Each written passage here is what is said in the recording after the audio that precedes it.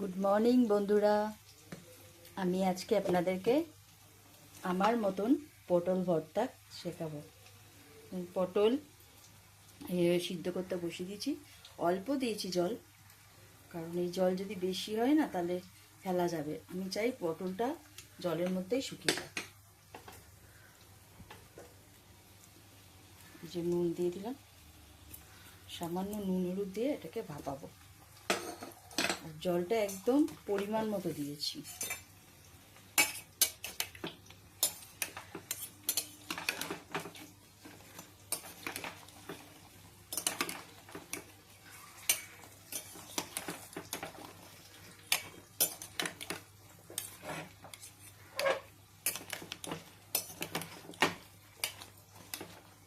এটা এবারে ঢাকা দিয়ে রেখে দেবো।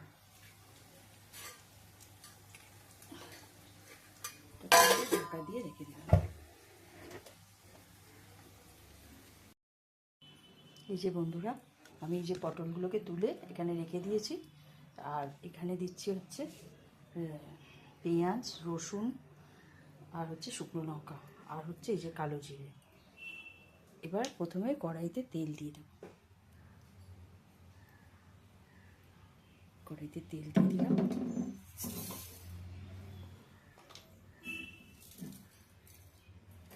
কি হচ্ছে আমার সাথে?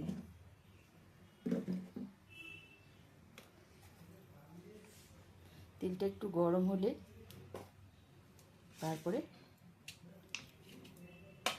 আমি দিয়ে দেবো হচ্ছে কালো জিরে। দিয়ে দেবো কালো জিরে।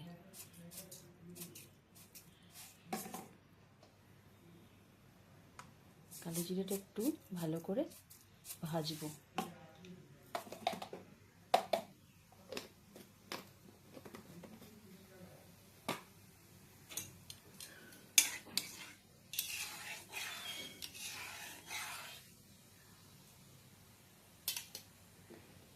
কালো জিরেটা ভাজা ভাজা হয়ে গেছে।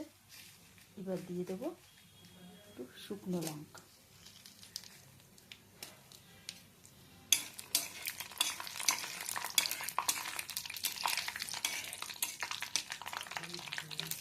লঙ্কাটা একটু ভাজা ভাজা হবে।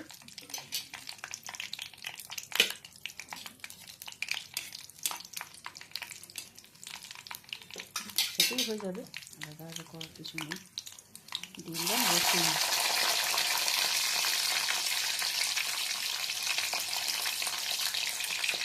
দিয়ে দিলাম রসুন।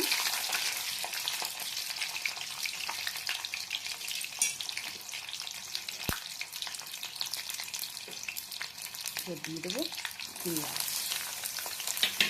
ভেজে নিয়ে তারপরে এটা বাটতে হবে।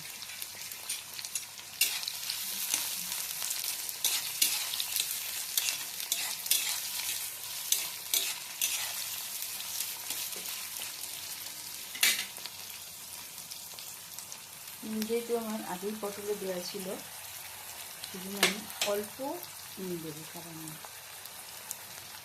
সামান্য নুন দিলাম।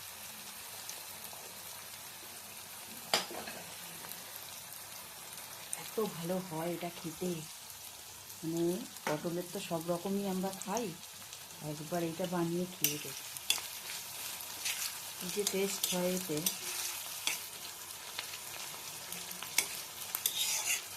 এবার এই পটলগুলোকে এর ভিতরে দিয়ে দেবো।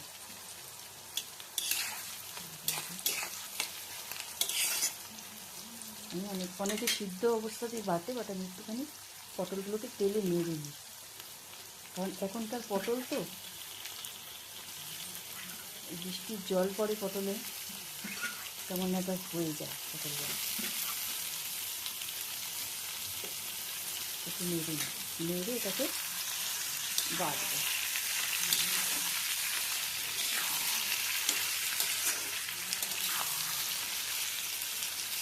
এটা ভালো করে ভাজা হবে। আমার ভর্তা রেডি, পটলের ভর্তা। এবার খেয়ে দেখবো কেমন হয়েছে, তারপর তোমাদের জানাবো।